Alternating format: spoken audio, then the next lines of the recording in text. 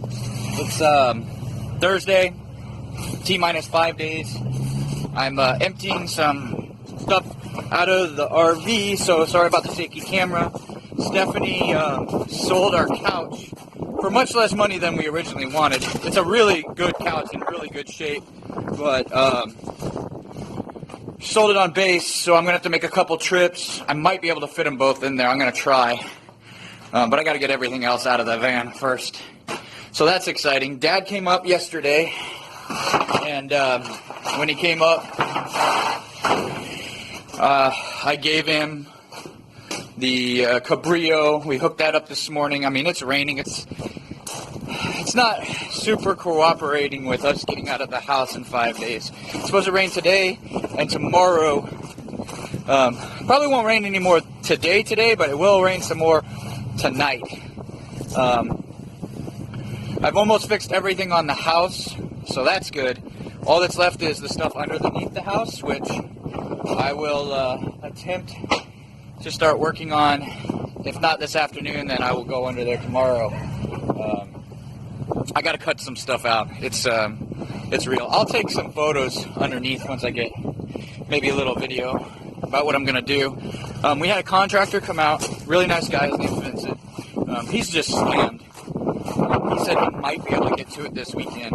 And since Monday is the due date, we're like, well, if you might be able to get to it this weekend, we might be able to get and re-inspect on Monday.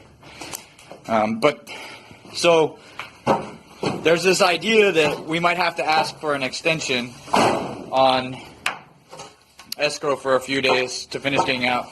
My plan, in order to help the folks who buying this place, is after I finish making the repairs, I'm going to focus on getting out of the house. So if there's anything left, there would be like the Mustang and the tractor barn and my tools, which I'm still using some of, in the garage. And then we can just park the RV, next to the container, and that would be okay. I'm sure Becca won't mind us being out in the mud. So the only thing that's really, the other thing that happened was Andy and a friend of ours, Dobson, who worked with me in the Navy, they came out and they helped me pull the toy box out of the little divots. Now that we got the toy box out there, I can see what happened.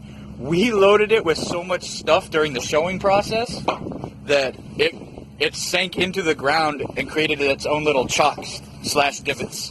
So that's what's going on. We got it out, and the van pulls it around the property, no problem, Folks, it's Jonathan. I'm in the parking lot at Wally World, my least favorite place.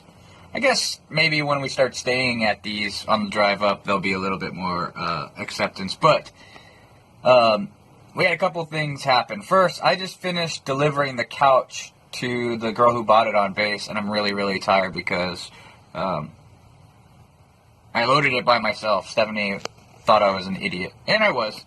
So my legs were really tired from picking up those parts of the couch.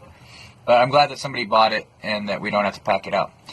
The second thing that happened was this morning when I was trying to move the RV so I could get the couch out easily, I noticed that the 100-foot extension cord that I have the RV plugged into melted to the RV cable. So there's a different gauge in wiring, but the 100-foot extension cord basically went to a 15-amp adapter for the 30-amp cord.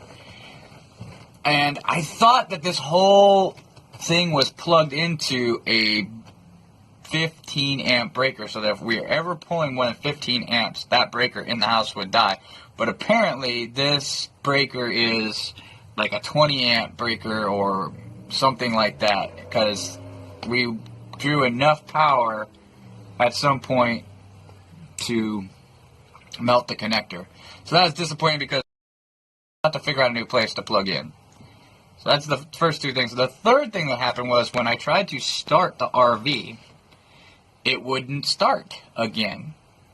And so I went out with my multimeter and I read it, and I read 11.9 volts, which, for those of you that know, or actually for those of you that don't know, on a lead acid flooded battery, like in your car, when you get 11.9 volts, that means you're halfway discharged. So there was some current draw, and again, the RV's been plugged in the whole time.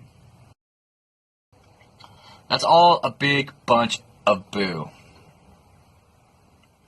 So I had to jump start the RV. I burned up an extension cord and an adapter, and I delivered. So T-minus 5 days, guys. Wonder what else can happen. Everyone, it's Jonathan again. Just finished signing paperwork. We were at T-minus 5, and now it's T-minus 7. I think we have to be out by the 24th. So that was the first thing that's like, boo. The second thing that was boo is that you got the quote back from the handyman, and it's not cheap. So that means that I'm going to do it. I'm tired, and I don't want to go under the house and cut a bunch of rotted wood out, but guess I'm going to. And it's not that much work, actually. It's just, it's a small amount of work in a very hard place to operate. So, I'm getting a little behind on videos, so please be patient. I'll try to do some editing tonight since it's Friday night and we don't want to do anything because we're exhausted. So since it's Friday and going forward, we want to be out of here now by Wednesday. Here's kind of the tentative plan. Friday, I'm going to go down and cut out the rotted wood, come up, measure it, and try to get the new wood all in there. And it's going to have to be shimmed because this house was made in 1932, I believe.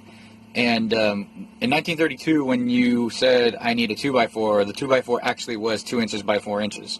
And now when you buy a 2x4, it's 1 3/4 by 3 3/4. So there's not actually wood that matches up, which is boo. There's some stuff that I can do to shim it and bring it up that 1/4 of an inch. It's just frustrating because it's non-standard stuff. It would even be easier if I could just go in there and bang in the new wood and all that. That's the first thing. The second thing is that the weather is becoming a factor. So today it is really, really, really rainy, and I don't want to be out loading the Connex box in the rain. So going under the houses, it is a pretty good time and it's a good option. Tomorrow is Saturday, and it's supposed to be the least rainy day in the next couple of weeks, so that whatever I have going on tomorrow is the day I finish loading the Connex box from the interior of the house. If the only thing left is stuff from the garage, then I can do that Sunday or even Monday morning. So today and Sunday, I need to finish the work under the house. Saturday, I need to load everything. And then Monday, we're just going to kind of sit around and do nothing, hopefully.